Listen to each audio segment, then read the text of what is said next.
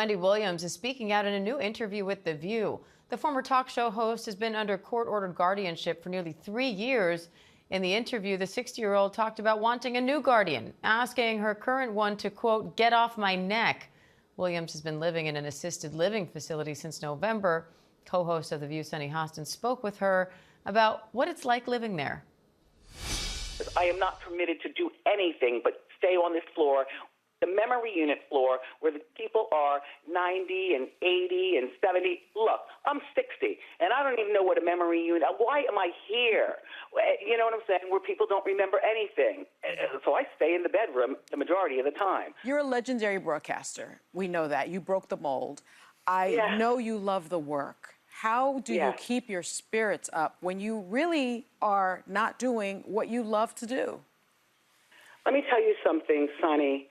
You know, and I'm glad that you're talking with me about that. You know, I am a college-educated woman. You know, I'm a globally international person. You know, from radio to television. You know, I've been doing important things all of my life. You know, and these two people don't look like me. They don't dress like me. They don't talk like me. I need them to, with my knees, you know, get off my neck. Finally out. I'm finally able to speak, you know. I wish I was allowed to actually, you know, put on nice clothing and come see you in person, but I cannot.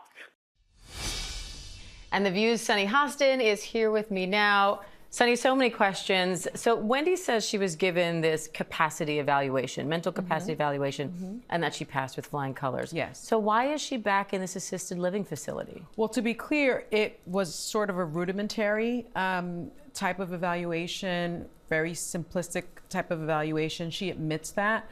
But I think the important takeaway from it is that she did pass that one with flying colors, as she's described. And so now where we are at is that the guardian agrees that she should have a more robust evaluation done by experts, a psychological evaluation, and the judge has agreed. And so that agreement, I think the judge ordered it around March 4th. It hasn't happened yet.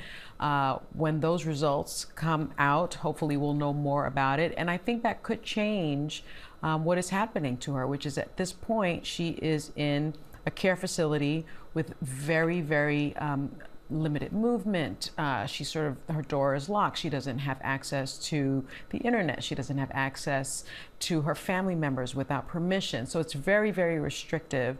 And I think what people don't understand is that almost 99% of the time, these guardianships are not changed. These conservatorships are not changed. But if this evaluation shows that she perhaps doesn't have dementia, or she doesn't have frontal temporal dementia, perhaps the conditions of the guardianship will change. She made it really clear that she doesn't mind having a guardian. She doesn't want this guardian. She doesn't want to have this judge. She doesn't want to have this type of restricted living space. And she also said, you know, I am alcohol free, which is really what sort of started this dementia diagnosis. She said she's willing to live her life and believes she will live her life, the rest of her life, alcohol free. And I think that's another important piece of this. You've known Wendy Williams for 20 years. Did she sound like the Wendy that you know? She really did. That's, I think, what struck me the most. I was her legal eagle on her radio show. She was one of the first broadcasters, and she is a legendary one, to give me a chance.